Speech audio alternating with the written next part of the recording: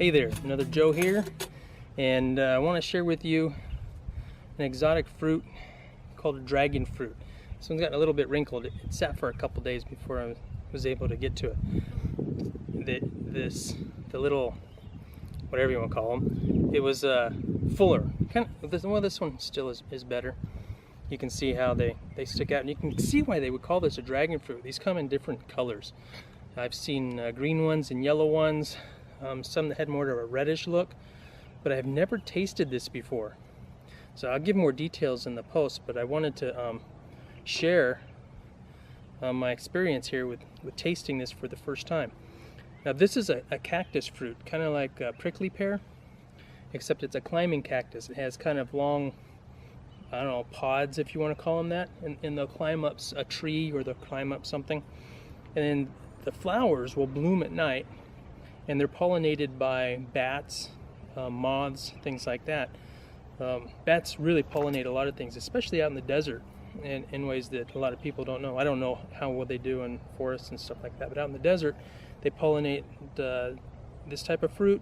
They pollinate the saguaro, the fruit on top of the saguaro, are pollinated by bats. Bats are really awesome. We have a palm tree here, and every evening we see them come out. We lost them for a year when an owl moved in, and we found out that owls like bats. But the owls have been gone and the bats are back. Anyway, dragon fruit.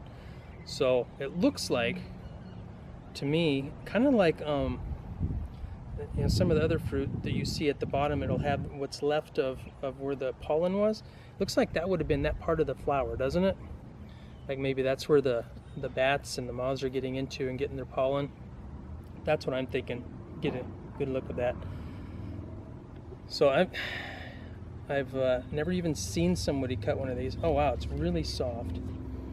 And on the inside, I'm expecting this to be white. I think I saw it just now. Yeah, that's just beautiful. You can see all the seeds in there. Check this out. That's crazy. Smell is kind of watermelon-y. It's pleasant. A little bit of juice fell out, and it has just a little bit of a reddish tint to it. I'm guessing from the skin. I don't know. I don't know if you can eat the skin on these. I didn't even read to see if it was worthwhile. Maybe. It's really bland. So I'll scoop out some of this fruit. It's supposed to be really refreshing. Lots of water in it. It's supposed to have some good nutrients too, which I'll go ahead and post.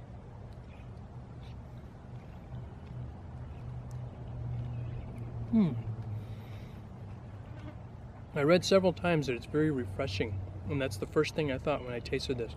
It's mildly sweet, not very sweet, but a very pleasant flavor, just refreshing, and the seeds have a nice little crunch, kind of like a strawberry seed maybe, or poppy seeds. But yeah, I can totally see why people call this refreshing. It's really cool tasting. I mean, literally. It's like it has a cooling effect in your mouth. It's really good in that aspect of it, the refreshing side of it. It's a pleasant flavor. It's not, like apple's pretty sweet. A good orange is pretty sweet, that type of thing. And then you're getting to some of your, like grapes and stuff like that are sweet.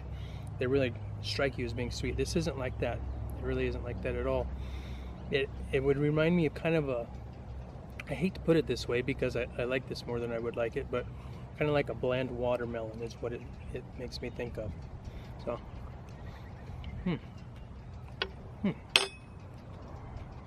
pretty cool. So there you go. That's another Joe trying out the dragon fruit. These might be able to grow here. If you get freezing temperatures, they'll have a hard time, but it's if they get a deep freeze. Where we are, we'll get down into the teens very rarely. Our low is probably around 22, 23. So I'm willing to push things that can survive down into the mid-20s. And this is going to be right there on that borderline, from what I understand. I've never tried to grow it, but it's definitely on my list of things to put in.